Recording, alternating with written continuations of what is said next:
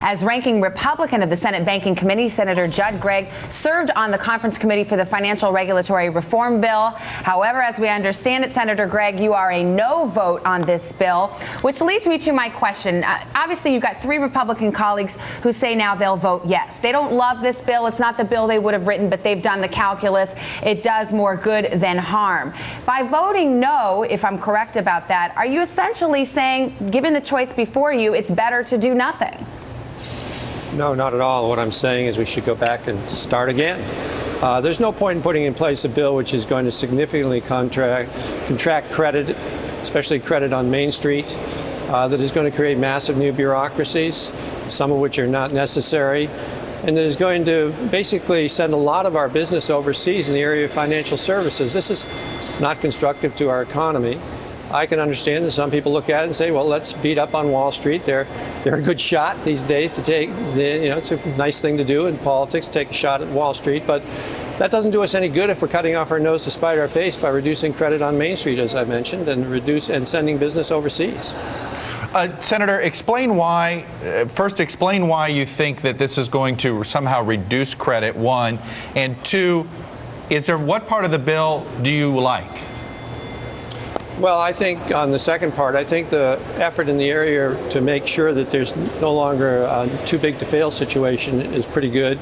I do believe the bill makes significant strides. That was actually a bipartisan effort between Senator Shelby, the ranking member of the Banking Committee, and Senator Dodd, the chairman. The reason credit's going to contract are 3 reasons. One, the derivatives language is extremely poorly constructive. And derivatives are sort of the grease that makes credit available here in the United States. And if you contract the derivatives market and make it less functional, which is what this bill will do, you basically reduce credit on Main Street.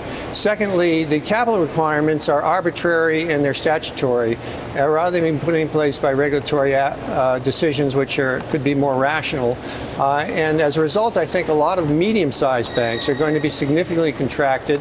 And that means, and when banks contract, especially medium-sized banks, they don't lend money, and they don't lend it especially to customers who could pay it back, because those are the customers that they can recover credit from as they build their capital.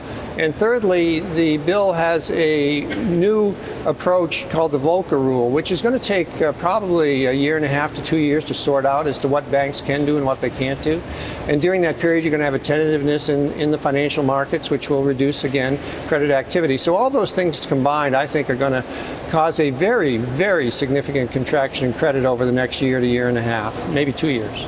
Senator Gregg, let's move to the debt. This is obviously an issue you've talked about for years and care a great deal about. As you know, the Obama administration is prepared to let the Bush tax cuts for the wealthiest Americans expire next year.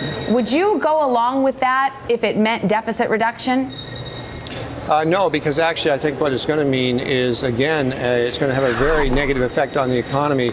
If you raise capital gains rates, raise the tax on dividends by almost 150%, and raise the top marginal rates, you're basically going to be dampening economic activity in this country. You know, if you really wanted to do something that was stimulative, you would actually say that the entire proposal, the entire tax proposal which we presently have on the books, which benefits middle-income people, it benefits senior citizens, especially with the dividends and the capital gains rates, that all of that would be extended for at least another 2 years. I think that would be extremely stimulative and create a lot of revenue to the federal government as versus losing revenue through slowing the economy. Senator, speaking of the debt and the budget, there is an opening over at the White House for a new budget director. Do you have any recommendations to the president or to the chief of staff that you've made on the type of person or the person you'd like to see to replace Peter Orszag? Well, they haven't asked me. But if they did ask me, I would suggest somebody like Ken Conrad, who's the chairman of the Budget Committee here in the Senate. He understands the issues, understands the problem we face, which is that we're on a path to basically bankrupting this country because we're adding so much debt to our children's backs. And he would be a very good budget director.